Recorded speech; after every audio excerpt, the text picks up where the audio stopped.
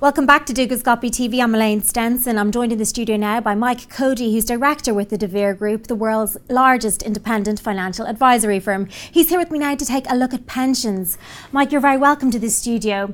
So the UK pensions crisis is deepening. Can you outline the reasons why this is happening now? Okay, first and foremost, this is not a new problem. It's an old problem that keeps getting deeper and deeper. The fundamentals for me are very simple. First and foremost, you have a population that is living longer and longer. And simply with the baby boomers coming up through the ranks, that puts an awful lot of strain on the states, on the government, and the company type pension schemes. And inevitably, there's just simply not enough money, not enough revenue coming through that feeds the retirement population. Also, in addition, people have not been saving for many decades, nowhere near enough as much as what they should do to put towards their retirement income. And we also see, for example, company pension schemes whereby final salary schemes have been too gold-plated. Inevitably, companies have just not put enough money into them. And inevitably, we see the UK's top 100 companies now shut to final salary new members. So big problems in the UK market, and a problem that I don't see going away at all shortly. Okay, and what's the underlying message that you would like to see people take away from this, from the media reports, from the government institutions and from the financial advisors? There's been too much reliability over the years on I'll be sorted by somebody else. People have always looked towards the state and the government, and particularly towards their final salary or their pension type employer, and have taken huge reliance on those types of scheme. The reality is there's nowhere near enough money to support you for yourself. So you need to take responsibility, and that's what we need to see going forward. People taking much more care and due diligence of their own savings and focusing what they need to save going forward. Okay, and of course the UK pensions crisis has far-reaching consequences, doesn't it? It does. This is not also a UK problem. This is a global problem from across the world, but particular focus will always be around developed markets. But also at the same time, we look at, as a company, a lot of expatriates. So if you look at British, there are some 5 to 6 million British expatriates around the world who also face exactly the same problems. In some respects, you could argue they face a deeper crisis because many of those expats aren't exposed or don't have the luxury of being part of a final salary or a company corporate type scheme. So inevitably, they can fall behind the bar, and obviously we put more pressure on themselves to need to save. And what are your clients saying are their major frustrations on this issue? And a lot of them are expats, as you said.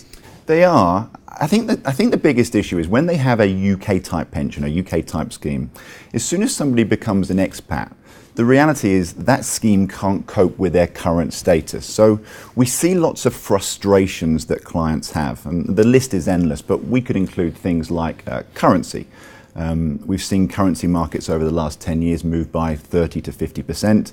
And if you were drawing a pension, what sort of effects would that have on you if you lost 30 to 50% of your income?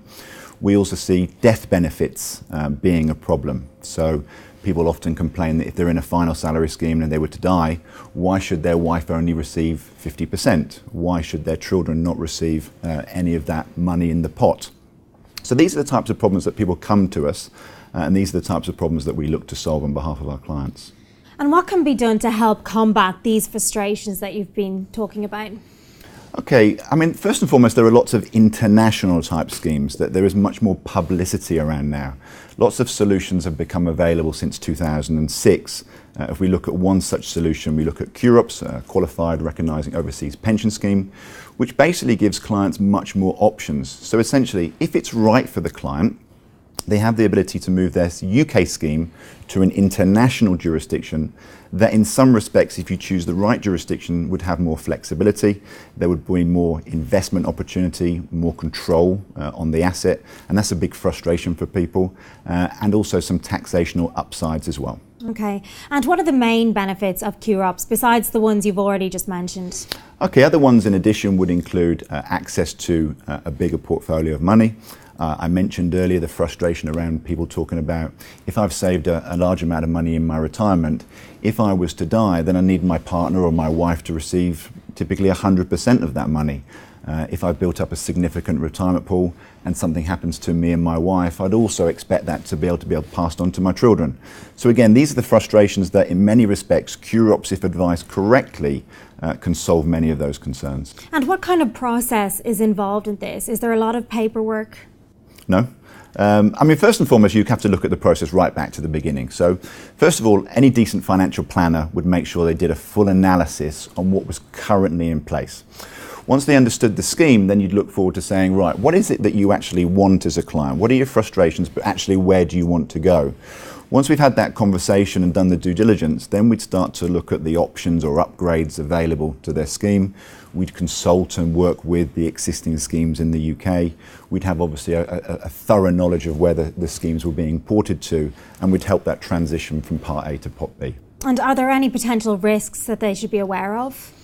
Any financial services product will come with some degree or some level of risk. So it's important as any client that they make sure they take good quality, well-qualified advice, that they make sure their advisor has experience in pension transfers, to make sure they understand the QROPS or the pension transfer market, they understand the jurisdictions that they're moving to. But a big part for me comes in terms of the level of service that they get as a client, both now and also where they may commute themselves or retire at a later point. So I think service is also a major contributing factor. Okay, Mike, thank you so much for joining us in the studio today. Thank you. And that's all we have time for now, but do check back later for further updates and for further interviews from the TV team. Bye for now.